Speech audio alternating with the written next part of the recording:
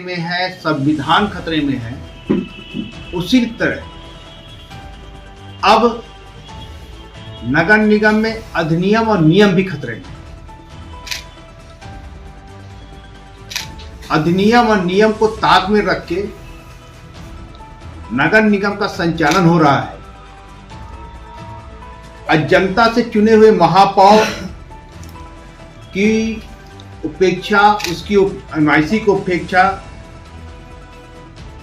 शासन, भाजपा के शासन में इसलिए की जा रही कि 23 वर्षों बाद रीवा की जनता ने अपना महापौर चुना। रीवा की जनता बिना किसी के माध्यम से हमसे डायरेक्ट रूबरू मुखातिब होती थी और हो रही है। कोई भी काम, कोई भी उनके रुके हुए कार्य, वो सब बाखूबी हम लोग करने में लगे रहते हैं, जिसके कारण रीवा की जनता को ऐसा प्रतीत हुआ कि 23 साल बाद जिसको हमने चुना वो हमारा महापौर है। इसके पहले जितने भी लोग आए वो सारे लोग रिमोट से ऑपरेट हो रहे थे और वर्तमान में परिस्थितियां ये हो गई कि 2023 की नई सरकार के बाद कि महापौर के और उनके एमआईसी के काम काज को रोकने के लिए दबाव लगातार बनाया जा रहा है कि उनके द्वारा काम काज न हो। 1 अगस्त 2022 से हमने जब पिछली बार पत्रकार वार्ता की थी, हमारे सारे पार्षद साथी भी थे, 18 अगस्त 2023 तक में हम लोगों ने खाली निर्माण कार्य 1 अरब 16 करोड़ रुपए के किए, 45 वार्डों में किए। जिस कायाकल्प को लेकर रोज नगर निगम में खींचतान चलती है, उस कायाकल्प का जब पहला स्लॉट आया कायाकल्प 1 10 करोड़ का, तो हम लोगों ने, हमारी एमआईसी ने नियम से उसको किया।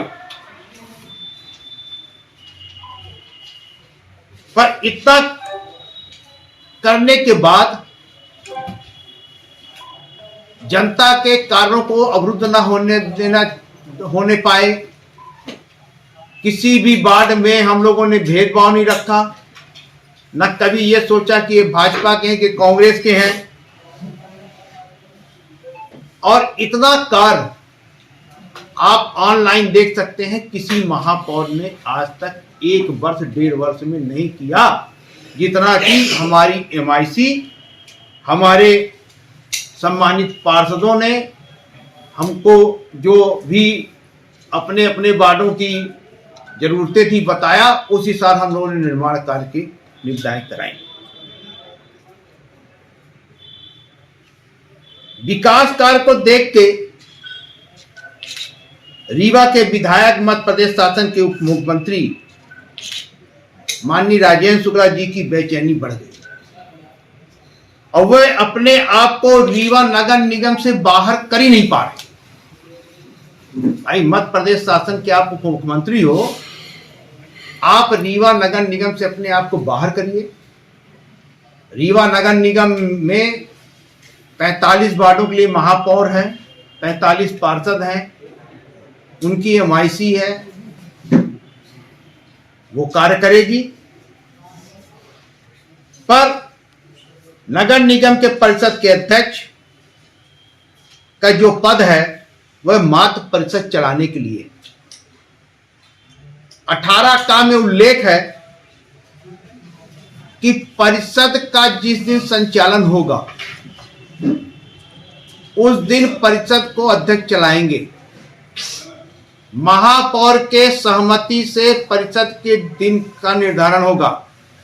अब पार्षदों के तक एजेंडा पहुंचाने का कार्य होगा और परिषद के संचालन के बाद उसका निष्पादन कराए। इतना ही परिषद अध्यक्ष का सिर्फ काम है, पर अपने पद का दुरुपयोग करने की जो वर्तमान में परंपरा रीवा नगर निगम में चल रही है वो बहुत गलत है। नगर निगम अधिनियम और नियम से चलेगा।